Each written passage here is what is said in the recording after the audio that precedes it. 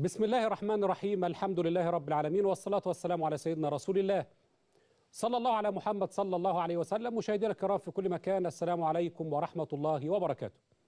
أهلا بحضراتكم وحلقة جديدة من حلقات برنامجكم مع السلام على شاشة السلام الفضائية. أسأل الله تبارك وتعالى أن يجعل هذا اللقاء في ميزان حسناتنا يوم أن نلقاه، وأن يرزقنا الصدق والإخلاص والتوفيق والقبول والسداد والرشاد. ونسأله سبحانه وتعالى في هذه اللحظات أن يحفظ مصر من الفتن ما ظهر منها وما بطن، وأن يجعلها أمنا أمانا سخاء رخاء وسائر بلاد المسلمين.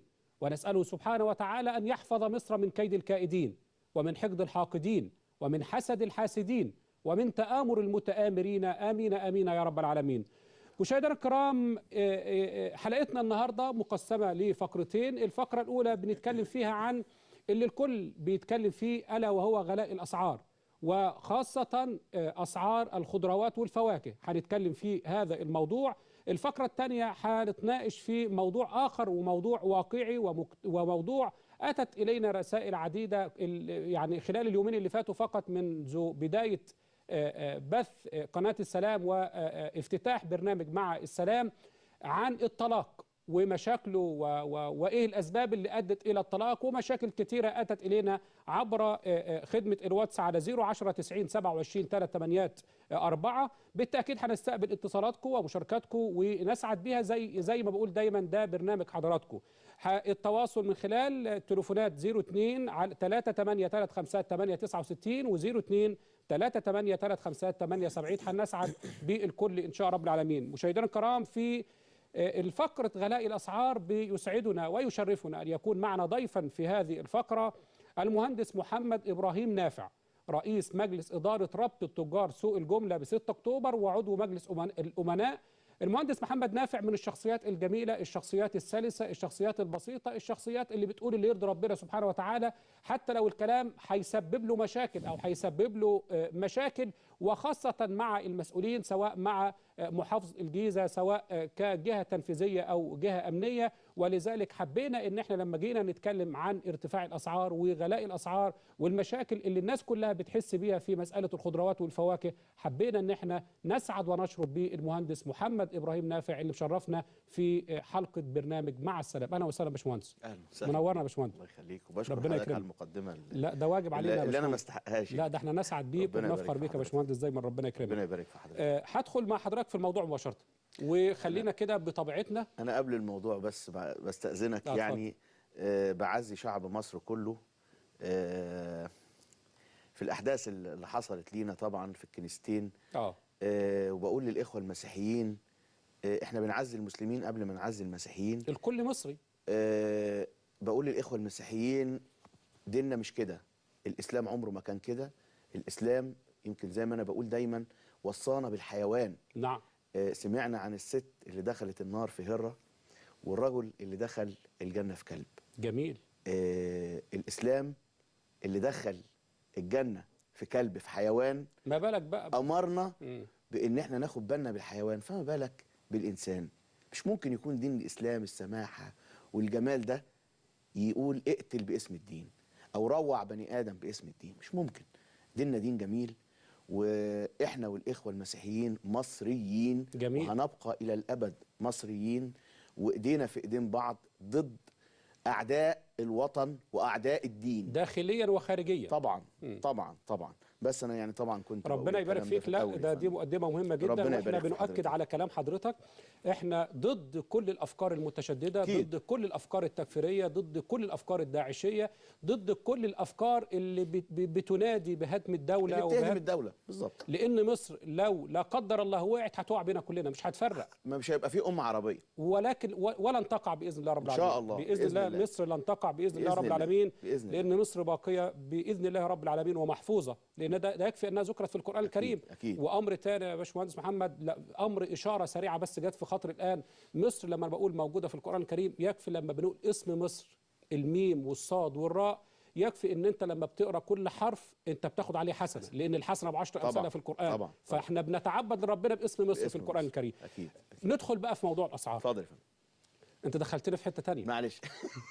وربنا يحفظ البلد. يا رب يا رب. غلاء الاسعار يا باشمهندس محمد، الكل بيتكلم ان التجار هم السبب في موضوع غلاء الاسعار. تمام. هنبدا من هنا. طيب. تعالى الاول نقول ان في نوعين من التجار. في تمام. تجار جمله وفي تجار تجزئه. جميل. تجار الجمله انا بمثل احد السوقين الرسميين في مصر، سوق العبور وسوق اكتوبر. انا رئيس مجلس اداره رابطه تجار سوق الجمله بتاع 6 اكتوبر اللي مختص بمحافظه الجيزه وبعض المحافظات المجاوره. السوق الرسمي الوحيد لمحافظه الجيزه وما حولها ما عدا القاهره. تمام. كويس. ما تعالى حولها من نقول المحافظات. يعني هو الفيوم برضو تبعنا، انما هو الرسمي انه الجيزة. لمحافظه الجيزه. جميل. انما هو المفروض المتبع ان هو كانوا ابتدوا بالعبور ثم اكتوبر، والمفروض ان بعد كده هينشأ في محافظات اخرى اسواق تجزئه، سواء اسواق جمله مجمعه. طيب. زي العبور واكتوبر. تمام.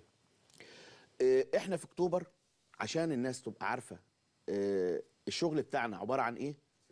انا ببيع لحساب الغير، بمعنى الاستاذ ملهم عنده مزرعه او شاري منتج، المنتج ده بيعبيه وبيجيبه عندي. كويس. ايوه. انا ببيعه لتاجر التجزئه، الاستاذ ملهم بيبقى موجود. العربيه دي قطعت 10,000 وهو قاعد بياخد فاتورته بفلوسه ويمشي. تمام.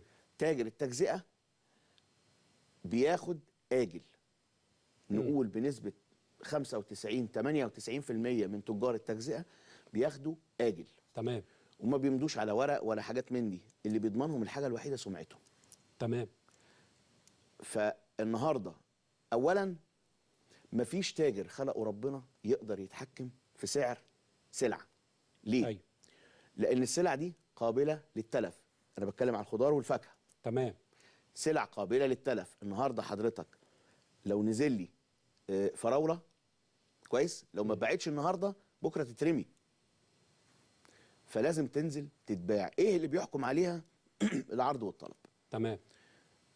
كل ما يزيد العرض كل ما الطلب يقل، كل ما السعر يقل. تمام. ولذلك ده اللي احنا بننادي فيه بيه بقالنا فترة للسادة. طبعا محافظة الجيزة بقيادة اللي هو كمال الدالي قعدنا معاه كتير طبعا، وهو متفهم الوضع ان في اسواق عشوائية جملة انتشرت كتير جدا جوه محافظة الجيزة. الاسواق العشوائية دي طالع لها قرارات ازالة من وقرارات غلق من محافظ الجيزة. تمام. والمفروض ان هو بعته للجهات الامنية عشان تنفذه، ولكن للاسف الجهات الامنيه كان فيها تقاعس. انا بتكلم بمنتهى الصراحه الفتره اللي فاتت. انا طبعا دلوقتي النهارده ما اقدرش اكلم الجهات الامنيه لان هم فيهم اللي مكفيهم النهارده. تمام. اللي احنا فيه والطوارئ انما الفتره اللي فاتت الدنيا كانت هاديه وكانت كويسه. وخاطبنا مدير امن الجيزه كذا مره. تمام. ما فيش لا حياه لمن تنادي. تمام. فالاسواق بتاعت العشوائيه دي كلها لو اتجمعت في مكان واحد اللي هو السوق الرسمي بتاع 6 اكتوبر، السوق الرسمي بتاع محافظه الجيزه، كل الحاجات دي هتتجمع في مكان يزيد العرض وبالتالي الطلب يقل وبالتالي السعر يقل. طيب جميل. كويس. ماشي. هتقول لي حضرتك طيب انت من مصلحتك ان انت تبيع غالي تاجر التجزئه. لا أنا عشان تحصل على احسن. لا انا قبل ما اجي بس واحده واحده. فضل. خلينا نمشي كده واحده واحده في مساله الاسواق العشوائيه. طب ما انت كده مش بتوقف حالهم؟ لا. انت كده مش بتحاربهم؟ لا اقول لسعادتك. طب تيجي نقول بعد الاتصال. قوي. السلام عليكم. عليكم السلام ورحمه الله وبركاته. اهلا وسهلا. اهلا وسهلا بك يا فندم. اتفضل. اهلا بيك. اتفضل. طيب شكرا جزيلا. هنستقبل كل التليفونات ان شاء الله على رقم 38358 و 3835870 او من خلال خدمه الرسائل على 010 90 27 384. اعود لمساله انتوا كده بتحاربوا او بتوقفوا حال او كده انتوا بتعملوا مشاكل مع الاسواق العشوائيه؟ احنا ما هم ناس فاتحين بيوت. احنا ما عملناش. بص سعادتك من 20 سنه لما انشئ سوق الجمله 6 اكتوبر صدر قرار من السيد محافظ الجيزه بغلق جميع الاسواق للجمله فيما عدا سوق الجمله 6 اكتوبر. نعم. بمعنى ان كل الاسواق اللي موجوده تقفل ويبقى سوق واحد مركزي بضاعه محافظه الجيزه كلها تتحط فيه وتتباع من خلاله. ده كان تخطيط الدوله. وعلى فكره سوق الجمله 6 اكتوبر انشئ بقرار جمهوري. تمام. كل التجار اللي كانت موجوده في سوق الجمله، التجار، لان انا داخل كمنتج على فكره، التجار كانوا اصلا في اسواق عشوائيه. تمام. كانوا اصلا في اسواق عشوائيه. كل ذنبهم انهم سمعوا كلام الدوله. بمعنى لما صدر قرار السيد المحافظ انذاك،